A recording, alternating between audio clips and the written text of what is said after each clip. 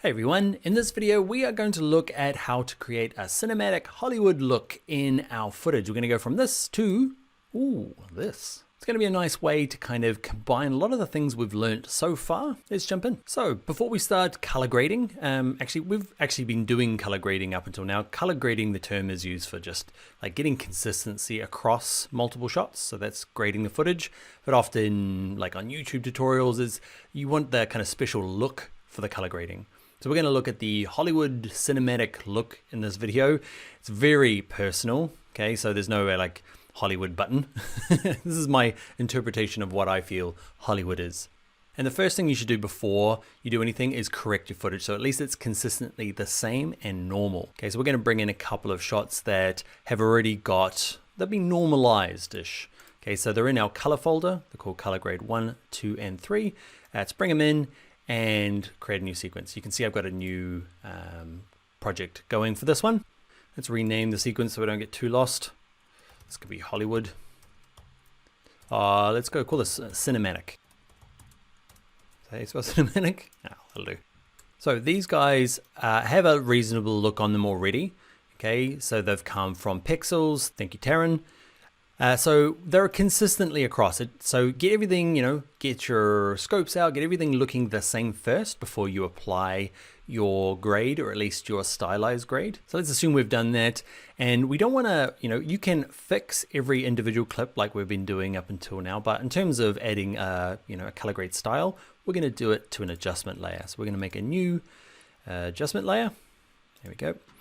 It's going to match my sequence, which is perfect. And I'm going to drag it on and stretch it out so it covers everything. Let's tidy this up. Who remembers how to select just the audio? That's right. Have nothing selected. Hold the Option key on a Mac, Alt key on a PC. Delete him. That's just a nothing bit of audio attached to that file. And let's look at the contrast as well. So we're going to, the comparison view. It's this one here, that little icon. If you can't see it, go to plus and drag it. Is it on by normal? I think it might be on by default. I can't remember actually. So drag it down if you can't see it here. Just drag it into this menu. And we're going to see our before and after. And we're going to use this button here, shot or frame. Okay, so what we want to do is be matching, so it's before and after. You can turn that off so that you've got like a reference and then be working over here and be trying to get the same color grade. But what I want is to have that on so they're kind of both the same. We'll color grade this first part, maybe where the balloons are at, here. I'm at 1202. You can do it anywhere you like. Now this is very personal, but for me, the Hollywood film look, basically clearing out the mids and having just accentuated highlights and shadows is what I like. So the easiest way to do this is make sure your adjustment layer is selected. Okay, and let's go to basic correction and our contrast. Now let's have a look. Let's open up one of our scopes. Okay, so let's go to Lumetri scopes, and in here I want to see the Luma waveform. There it is there. Okay, and you can see the before and after are there as well. So you're going to end up, let's just do something big. Can you see it's showing you this shot before I made the adjustments and after, so you can compare them.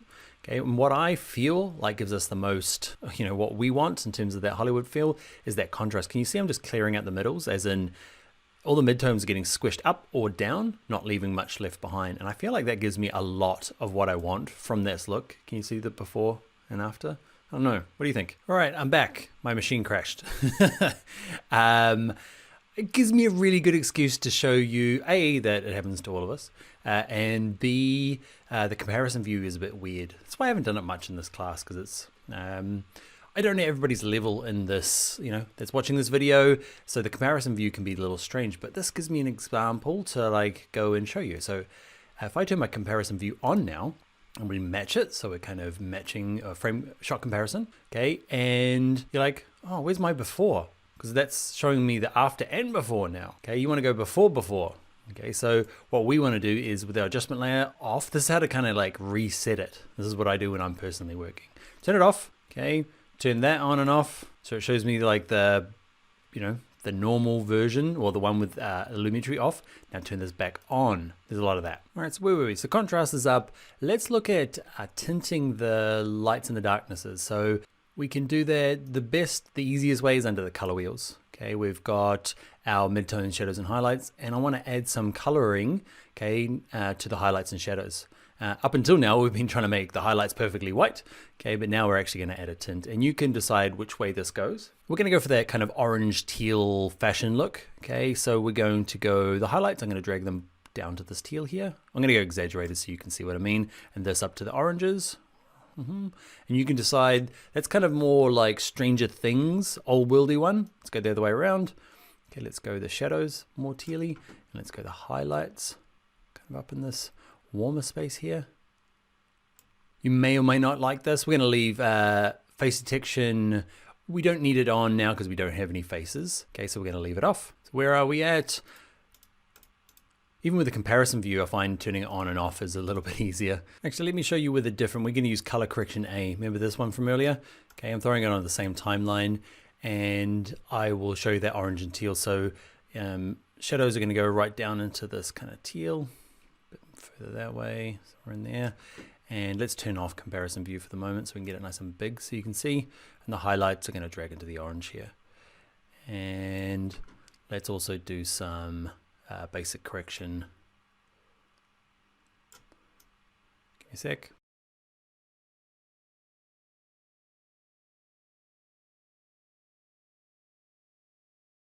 Now the difference of doing all these corrections now, I should be doing on an adjustment layer, to this is I'm trying to actually get a look rather than get it correct, you know, or consistent. So I guess that's different when you're doing a color grade on purpose.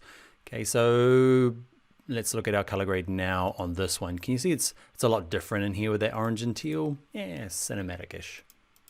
I'm thinking Transformers and Blade Runner and those types of things. All right, let's bin him. Goodbye.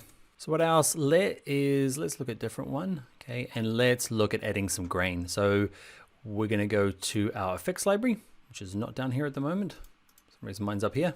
It's normally down here. Okay, I'm going to go to noise, and we're going to apply it to our adjustment layer so that it applies to everything underneath. And now we're going to zoom in a little bit. Okay, click in here, my new little shortcut. Now this brings up another reason why you should be shooting, or at least working with a codec that's not H.264, because you can see it's already really noisy. Okay, so we're going to add noise on top of it, okay, just because. We're going to drag it up a little bit. And we'll say a little bit, that's 100%. I'm going to go to something like 10%, something like that. So it's there, okay, and you can decide whether you want to use a colored noise, okay, or a black and white noise. That looks a bit strong, but if I go back to 0 there, oh, sorry, go back to full screen, fit, that's not working.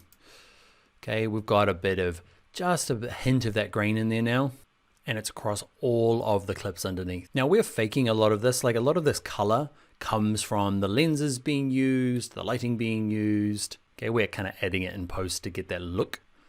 Also like a little bit of vignette, probably a little bit too much. Okay, but vignette I'm gonna just, way too much, somewhere in there. On, off. So we're going to add some black bars. We're going to open up the graphic. We're going to do more about essential graphics later on, but I'm going to show you this quick trick for adding the bars top and bottom. Now these bars top and bottom should be, you know, it's the aspect ratio of the actual way it's being shot, okay, on what kind of camera, the sensor it uses. We're going to fake it by going to essential graphics, edit. We're going to add a rectangle. We will make it black. We will make it this wide, by this wide, by randomly this. There is an aspect ratio that you can calculate properly. This is a total hack. Okay, so I've got one. This is going to be bar 1, bar top even. Doop. And we can duplicate it by right clicking, duplicate, and this other one is going to be bar bottom. Okay, and this bottom one is going to come down the bottom.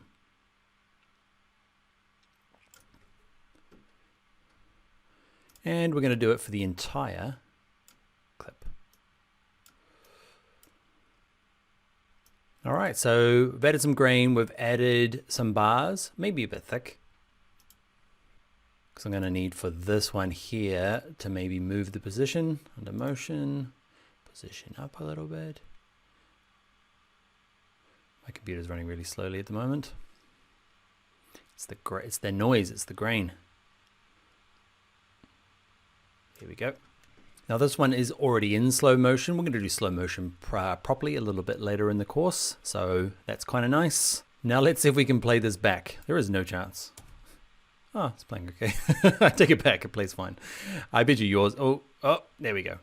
So let's use this as a moment to decide how do I get it to play back nicely so I can check my effects. Okay, so the easiest one is to say, can I live with quarter quality? And you can, I can't work out the grain on this one. Okay, so that might be enough for you. Okay, because you might be working on timing and just kind of general color, but that's a bit low. The other reason is running so badly is this red bar. How do I get rid of the red bar? That's the quiz question. I'll give you a second. All right, so it is the Enter key on your keyboard, okay, or you can go to Sequence and go to Render Effects In and Out, and this is probably the easiest one. It's going to run really quick. Okay, while it's rendering, I'll talk. The other way of doing it is using proxies. We're using very small file sizes with terrible compression, or a lot of compression, so that there's a lot of kind of like artifacts in the video. But the other problem is that Premiere Pro and most editing programs don't like that MP4/H.264 codec, okay, because it's so jam-packed that it's very hard to operate.